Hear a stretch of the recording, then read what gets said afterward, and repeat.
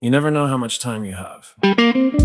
For me, that stopped being an idea and became reality on August 22nd, 2021. The doctors put me on a ventilator and told my wife to call hospice so she could prepare for the day they planned to pull the plug.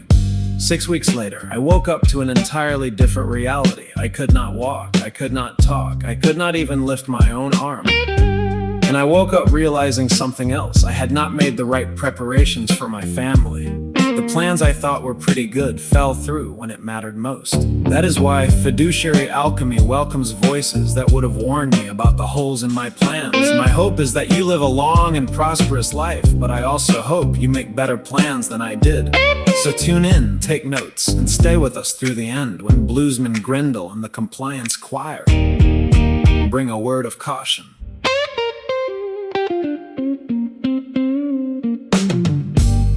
Today, I want to welcome Austin Smith. He is the Vice President and Chief Investment Officer at Schulz Wealth Management. He joined Schulz Wealth in 2018 as a junior advisor and has since grown to the role of Vice President and Chief Investment Officer. He wants to give business owners the opportunity to exit their business without selling to private equity while still being able to cash out. And that was one of the things that really interested me about Austin when we talked, because I don't know. I think we need more options than just private equity. So anyway, Austin, welcome. Craig, thanks for having me. Really excited to be here and kind of talk through all this. Yeah. How it Well, hey, looks a little different. yeah. Well, let's go back a little bit. You were telling me that you were big into baseball. Yeah, once upon a time, had a lot of fun. Played it for a long while.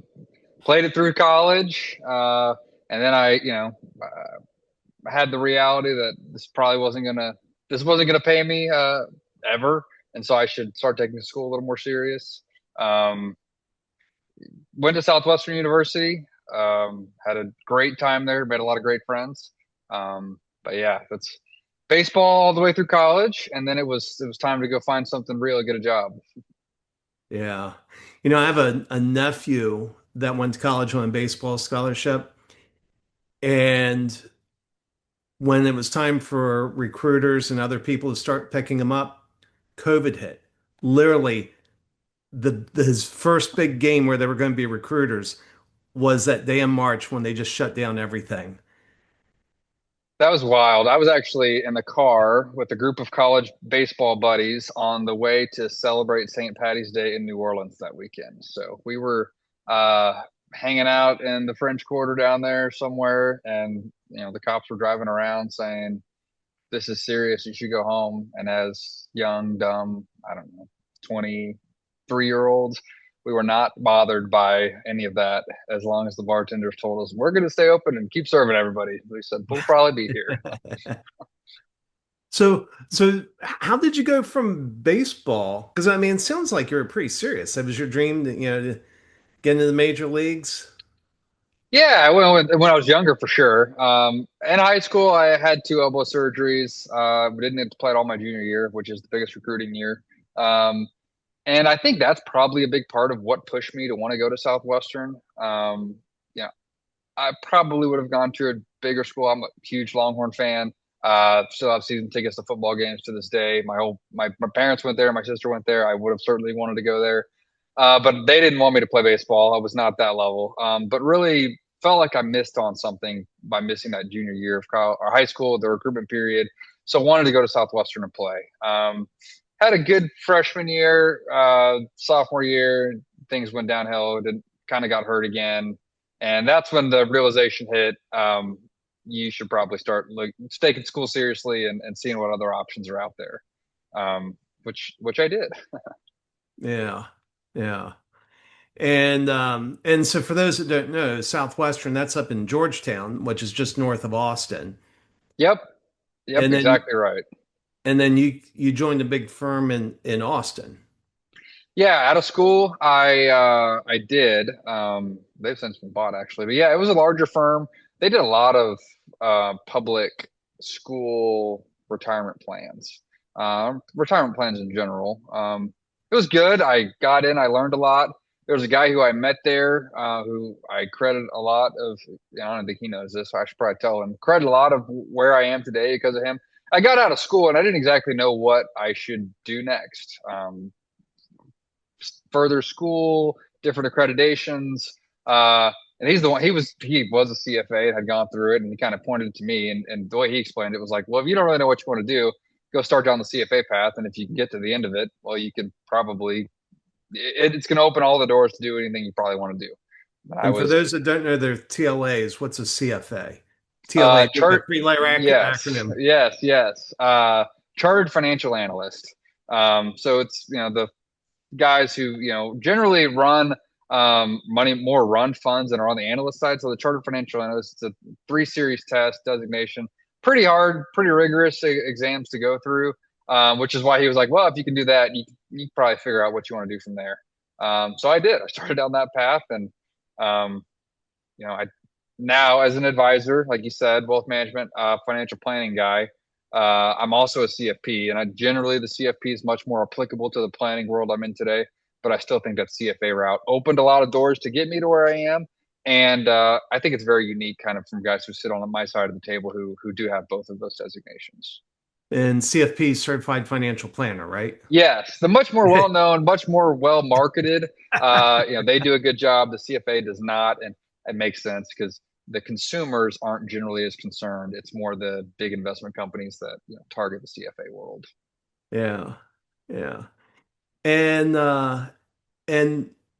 so you joined where Schultz. And help me, I'm not sure I'm pronouncing that right. Is it Schulz?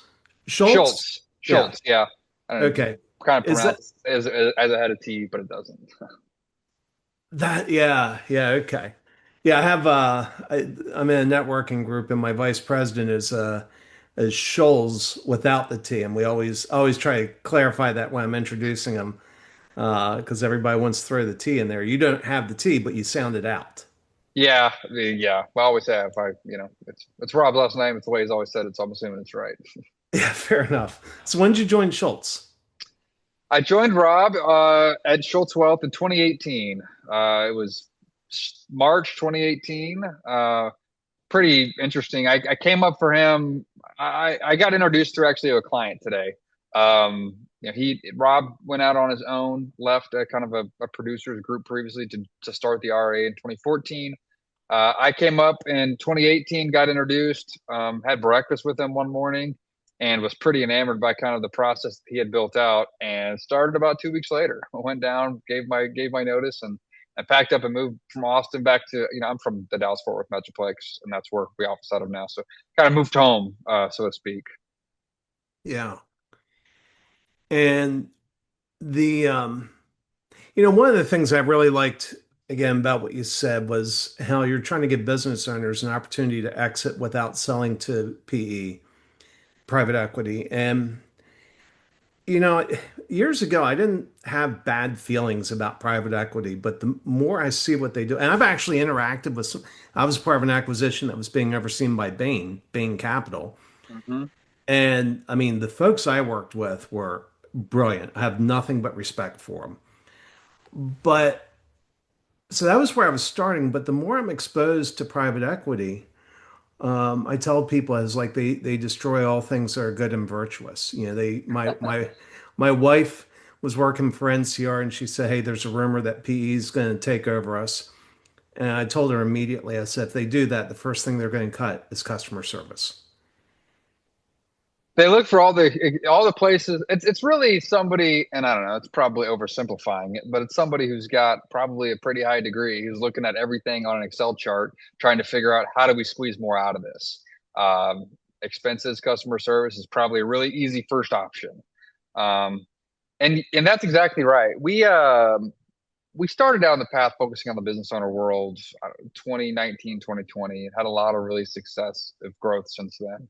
Um, and really, after the most recent wave, 21 and 2, there was a lot of activity. And the clients who didn't go that route kind of saw something in their competitors that did go that route. And the guys who they thought were once really strong competitors, they it wasn't the same. They were, probably kind of kicking their butts left, right, and center as far as it seemed like, and they realized that was the difference, is that the culture that was there before, right, everything that's good and virtuous in your words, had left, and all the character and community of that business left, and it does feel like more of a spreadsheet regimented experience. And that's when, if you have the company and you see what happens, you see these companies getting ran into the ground. If you built this company up for 30 years and you wanted to have a legacy that is probably personal and your family legacy, but you've poured a lot of your blood, sweat, and tears into that business. And so if you watch it get ran into the ground 2 years after you leave it, that hurts. And we had multiple clients kind of coming to us and saying, so what are our other options? And there's certainly other options. Management buyout, if there's a family transition, ESOP, we've had all of those come through. But they all have different levels of risk with them. And one was a very distinct example, the flooring company that we work with. Great clients, wonderful two owners, done it forever. They're the ones who really came to us and was the first opened our eyes to it. We need another plan. We need to build a plan around these guys completely independent of their business. If we want them to get to the point to where they can have all the options on the table, it means that the planning is really around building assets outside of the concentrated business asset on the balance sheet. That's the terms we use for it. You got a very concentrated asset on your balance sheet. Most business owners, it's 80, 90+%. We need to start diversifying your balance sheet. This business is successful. It spits off profits. We need to redistribute that. Real estate and the investments that we obviously manage. We build that up to a level that we get down the road and we say, and we're doing this with these guys now, is, hey, private equity is really an afterthought at this point. We are going to sell this to the management team. We just need to strike a deal that makes sense, both for them as buyers and something that supports our personal financial plan. So we do a good job. Go ahead. So when you're saying diversify the balance sheet, just so I'm clear, are you saying diversify the balance sheet of the owner, or are you saying diversify the balance sheet of the business? Very good. Of the owner. Okay. We don't really get inside the business too much. We look at the business as an asset on your balance sheet, and we're planning around your financial plan of the rest of your balance sheet and getting to our goals. So that's where hopefully the business has gotten to a level where it's successful and it's profitable, to where, yes, you have a capital that needs to get plowed back into the business for continued growth and success. But hopefully it's to a point where you have at the end of the day, there's some other discretionary capital that you can start to put away in distributions, depending how you're set up, put in your pocket one way or another, and put in your pocket that we're able to realize in the investment world. Maybe you can buy the building you're in, it's a commercial real estate asset on your balance sheet, your personal balance sheet. So just starting to diversify. We call it your wealth stack. That's an internal term we use, is what's your wealth stack look like? Most everybody comes to us pretty concentrated. Our goal is to diversify that wealth stack. We've got bar charts that go off year by year, and they're color coded. And the idea is to have a 90% concentrated business asset on the balance sheet get diminished over time from a concentration standpoint, but not from a value standpoint. We don't want the value of the business to go down. We just want the value of everything else to go up, so it's not as concentrated. Well, I mean, that just seems like a pretty solid investing principle anyway. You never want to have all of your eggs in one basket. Certainly, that's exactly right. However, for most of these guys to get started and to get off the ground, they're really just bet on themselves, and they wanted to go do that as an operator. And our goal is to get at some point when you probably start out, there's a whole lot less to lose. I don't know, everybody's got the different spots in their families, obviously, but when you want to go out and start something, you're at a different spot than 10, 15, 30 years down the road when you've built a business that needs to be able to weather all the storms. And a lot of the times you have the ability to weather it is because you are in a strong financial position personally outside of the business. So you're exactly right. Strong investment principles, diversify, but these guys have never done it. They've pretty much probably poured everything into the business forever until they meet with somebody like us that says, hey, this is great. You have a really profitable business, but we need to start building up the other areas. Um, that So gets more they need to go. yeah, and no, I love that. The one question it raises in my mind, and I know you don't get inside the business, but one of the things I've heard from business brokers is they said be very careful about taking too many distributions because what that tells potential buyers is that the stock market's a better investment than reinvesting in your own business and it lowers your valuation. Do you ever have conversations with them about that and how to kind of balance that trade-off so they're sending the signals? Well, wait a minute. Anyway, you're selling to the management team, so it's not an issue. Yeah, in this situation, certainly that's not a concern. And I've never heard it described quite like that. We always just tell our clients that come to us and say, "Hey, what you guys are making in the stock market, I'm making three times that inside my business." And we're like, "Yeah, you really should be. I mean, it's a very high octane, risky, concentrated asset. I mean, that's comparing it to like Tesla, like one single company. We're not investing in one single company Yeah. on the investment side. This is here to backstop you. You should be able to plow capital back into your business for the high growth you're hitting to achieve. But this is the protection side. This is the backstop. This is where we start to diversify the balance sheet, diversify not all your eggs in one basket. Um, that's the conversation, not, hey, we're looking to outperform what we're doing in the stock market with what we're doing in the wealth management space. You know, there's something that reminds me of. I was reading a newsletter the other day by Ryan Dice. He was founder of Digital Marketer, largest marketing training company in the world. And he's now focusing on something else, helping people scale their business, and is talking about the order in which you should hire people. And he said the first person you should hire is yourself. And what he meant by that was you need to start paying yourself a real salary. You need to start paying Hmm. yourself what you're worth. I And always think that's so interesting whenever we go through, and we're getting into everybody's financials. What do you pay yourself? And it's some astronomically low. I mean, accountants have different opinions with us all the time, but I wanted to look at it from the lens of, okay, if somebody's going to replace you in this business, if you're selling this to somebody, they're going to correct all that anyways in the financials. They're going to right size it to a degree of, well, what does this role get paid? As well as, personally the benefits of, I mean, in my opinion, the social security you get, you pay yourself a real wage, there is social security as a real benefit long term. Yeah, I agree. It's so interesting when guys don't pay themselves anything or way below market rate for no, what they're and I doing. I mean, I get it. I'm a business owner. I mean, I made a this morning I made a purchase that could have taken my wife away for for a few days, yeah, probably a week, a real nice week's vacation somewhere. But I spent the money because I believe it would help me grow my business. And that's part of the mindset you get stuck in as a business owner. Yeah, you're investing in what yourself and what you're doing and your operations, and that's extremely important. And that's kind of we call it when we analyze. One of the areas we do get into clients' businesses a little bit is trying to understand their cash position.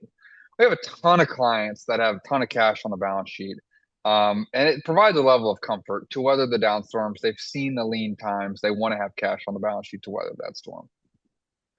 At some level it's needed, strong working capital, able to get you through what you need. But we also call it, there's a level where it's called dead money. That's the internal term we call it. It's the amount of money over what you need inside your business to run your business. And so that's what you should be doing something else with. Because right now it's just sitting in the business as a dead asset because there's no return on that if it's sitting there because you've got very sufficient assets on the balance sheet. Um, so that's the dead money is what kind of where we say, okay, there's cash inside the business that we can use to distribute to build up our wealth stack outside of the business. And that's ultimately when we get down the road to back to the conversation of, hey, we want to be able to exit, but we want to exit on our terms, not on private equity terms. Well, to do that, you have to have a really strong financial statement outside of the business. Because if you do get down the path and it's a management team buyout or a family transaction, that management team is generally not very bankable in the bank size. They're not if it, use round numbers. You got a $10 million business. The bank's not going to loan that management team that's never ran that business a day in their life $10 million to pay you off. So Hmm. you're going to take a seller finance note on this deal. Um, and that's fine as long as that's not our only asset on the balance sheet. If it is, then our success, the business owner's personal success in retirement is completely hingent upon the management team's ability to deliver on, the business continuing to execute. So you can get paid off on your seller finance note.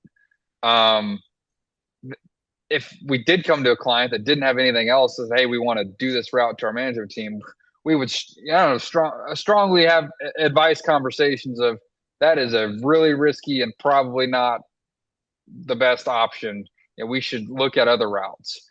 But if you're somebody that we're planning this over a 5-year period and that's always been the plan, and we've taken distributions out of the business to build up the balance sheet over the 5 years, and that, $10 million business, two partners, $5 million on each one of their balance sheets, but they've also got 8, 9, $10 million outside of that asset, outside of their business, because we spent the last 5 years planning accordingly. Well, now it's not the concentration concern it once was from a risk perspective, and that's the deal they want to do. And you never want it to happen, but you can underwrite this and say, okay, what happens if that note goes to zero? Let's take a look at the planning software. Okay, this plan runs perfectly fine if this goes to zero. We've done a good enough job planning other means to retire, successful retirement. And that's not our goal. We don't want it to go to zero, but worst case scenario, how does this look? And something that just hit me when you were saying that, in the case of the bank lending 10 million, the bank's the investor. Now you're the investor. And I bet it changes attitudes when you're sitting there and you're approaching that day of the handover to say, have I built the team that can run this business? And I bet you it changes behavior to help you build a better team. Absolutely. That is actually one of the main conversations we had with these guys is, okay, you want to do this. Are they all, if you're selling it to a management team, not only do they need to be able to pick up where you left off and work, they need to be able to work together and do it together.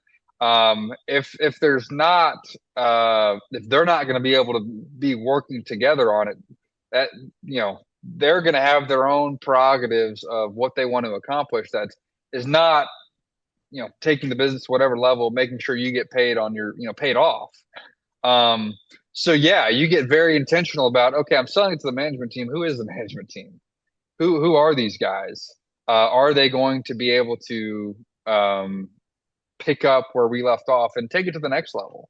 The part of it isn't selling it to them to maintain status quo. You've taken it to high levels. They should have aspirations to take it to new heights, and the ability to execute on that. So you're exactly right. And I think that's just good business practice all the way around is if you're running your management team, like I might sell it to these guys one day, even if you do end up going a different route, you're going to get a way higher valuation on it because whoever you're selling it to understands, well, these owners have done a really good job and built a management team and, accountability flywheel and get everybody's on the same page. And, that business is worth more. So it's just good business practice all the way around. Yeah, and that's the thing. I mean, even if you are selling to private equity or someone else, they don't want a business that needs triage. They want a business that's like a machine that just runs. Exactly right. The systems in place, there's processes in place, there's accountability, there's feedback, there's escalation to management when needed. They want the owner to be pretty much an absentee owner because whether you're stepping out of the role, and maybe they're stepping into a chairman of the board role because you still want oversight for a period of time, and that's the legal side of it. That certainly you want to get buttoned up with a strong M&A attorney who knows what they're doing in the situation, because you should still have rights to financials, and they can't go loan a whole bunch of money from the business that gets in front of you in line that without you signing off on it, or they can't go make huge purchases that's going to change, what you think this business would be valued at without you signing off on it. So you still have a role, but it's not a day-to-day in the business role.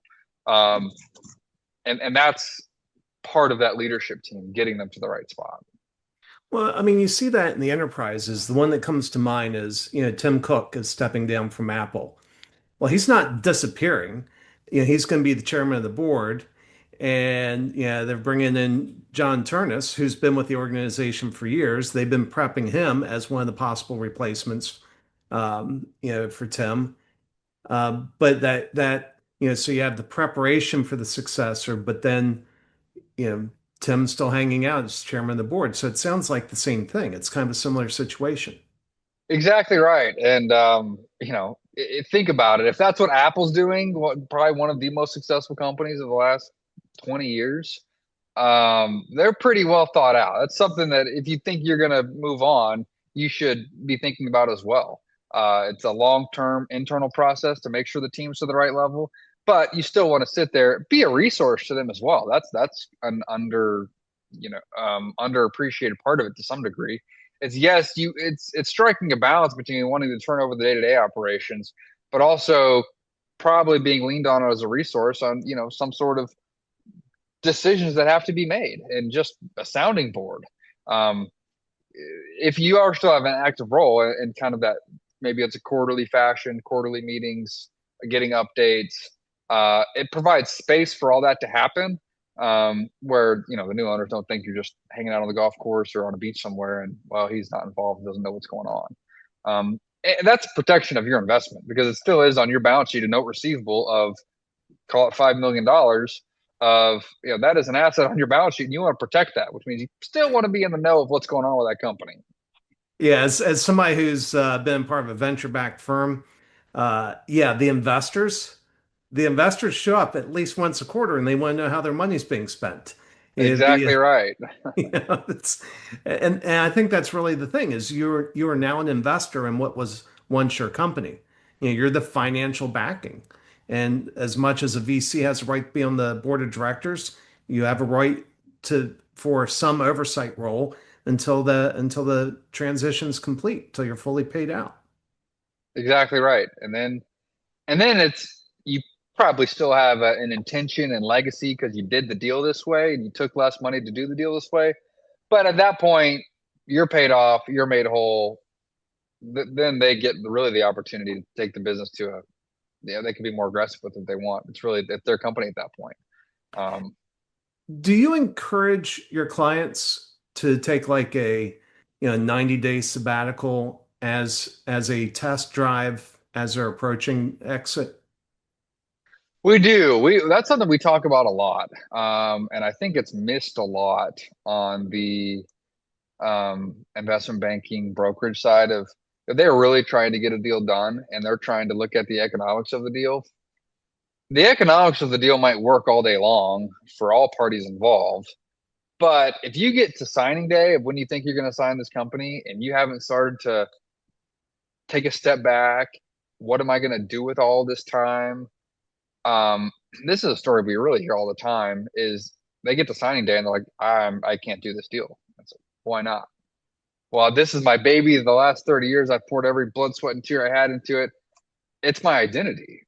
And if that conversation hasn't been had, that's like kind of the behavioral, emotional conversations that we're having. We're financial planners, and the economics of it are a big portion, but we're also pretty in tune with their entire lives, retirement wise, and want to have the conversation.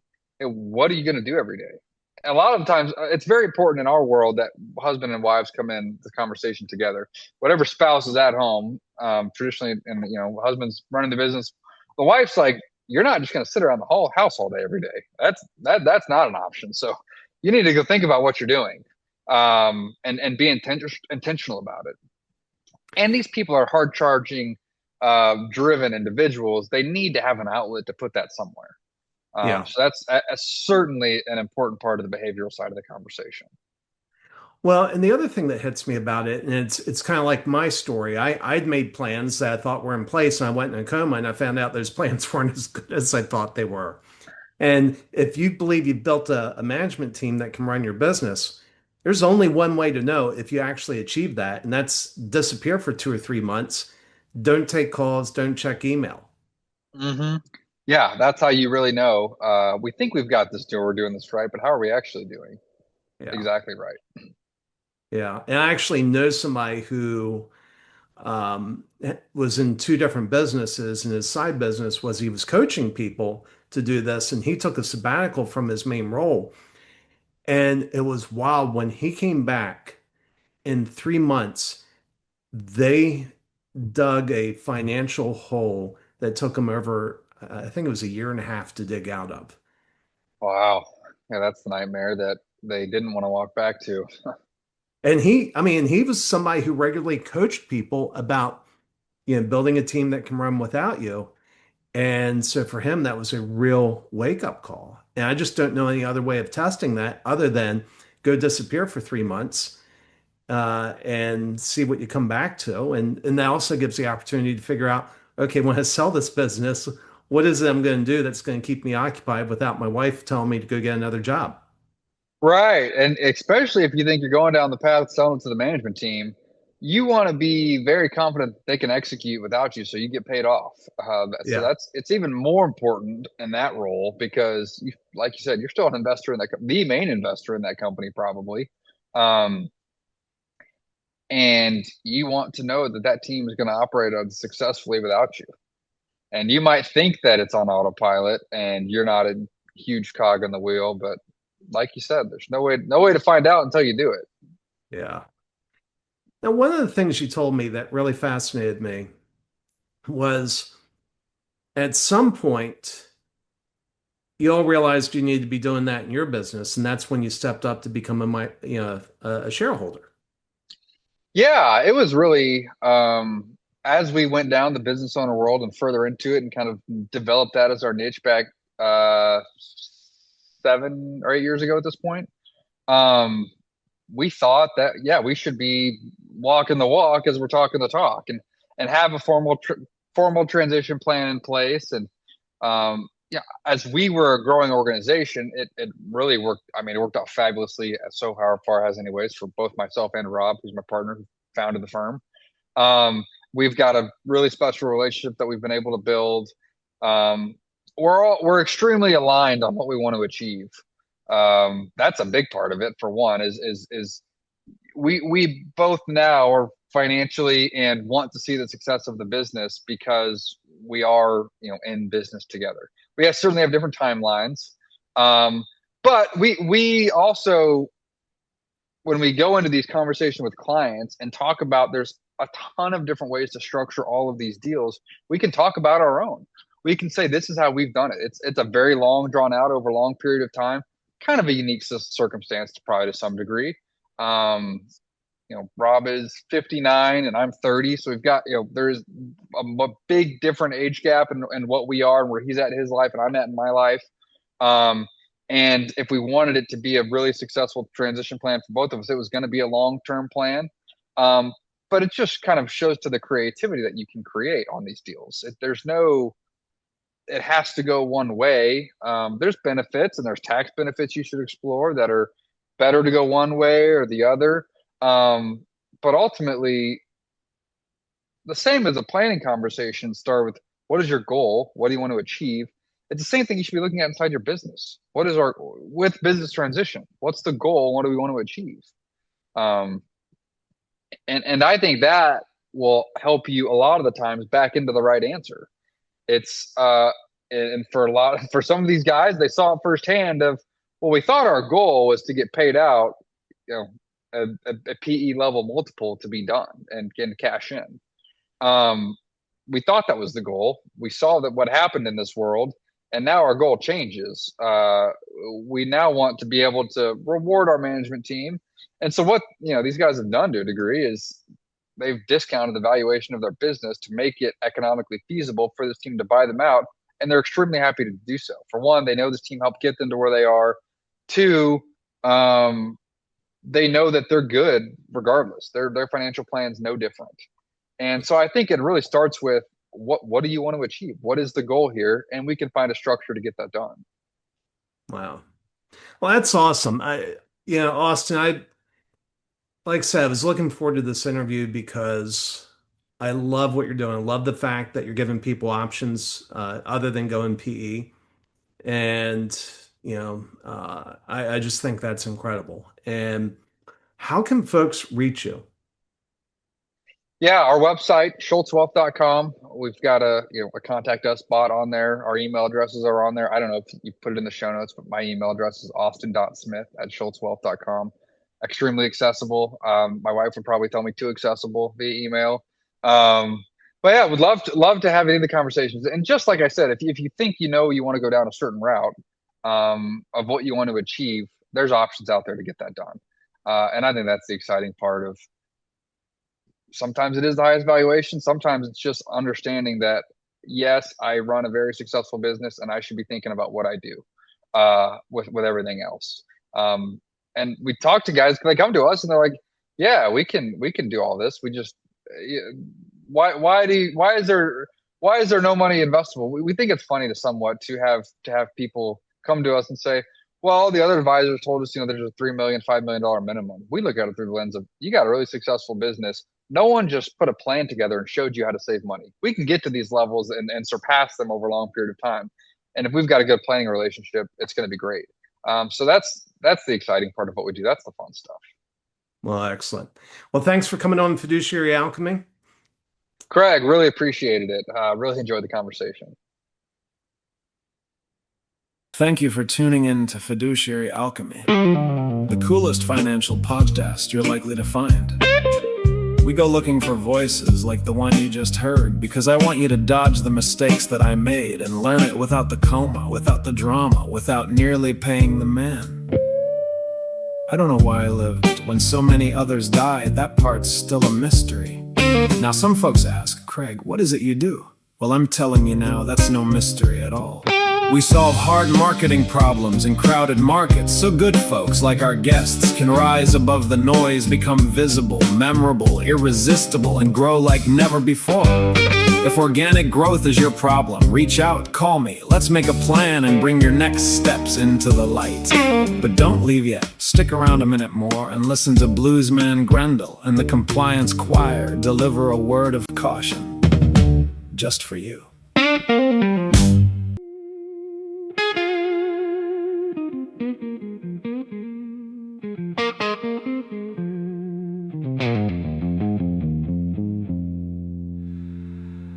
This podcast is for information, education, that is all. It is not financial, tax, or legal advice to guide your call. Nothing here's an offer, nothing here's a buy or sell. No recommendation, no solicitation. I'm saying it plain and well. Plain and well. Plain and well.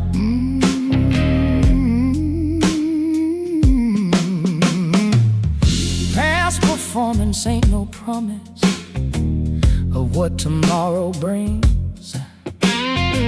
Markets turning, people lose on all kinds of hopeful things. Every investment carries risk. Principal can fade away. What works for one won't fit us all.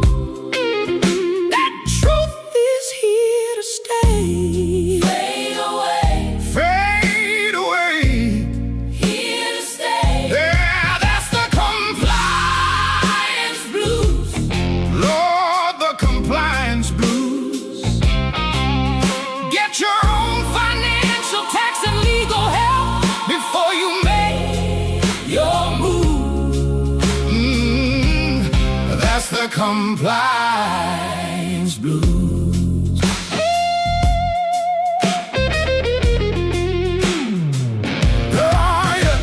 Your situation's yours alone. Your needs are not the same. Different facts and different goals can change the whole damn game. So talk to somebody qualified before you choose your road. Because the weight of every money move is your own load to hold. Your own road. Your own load. Your own load.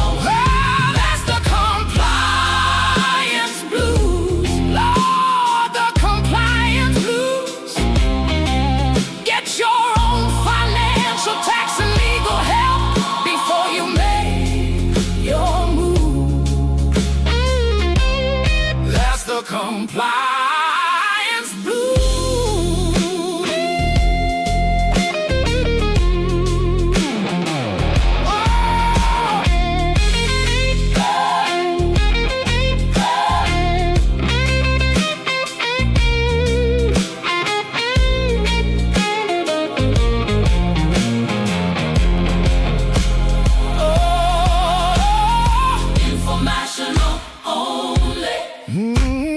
Educational too. Get qualified financial, tax, and legal advice that is right for you.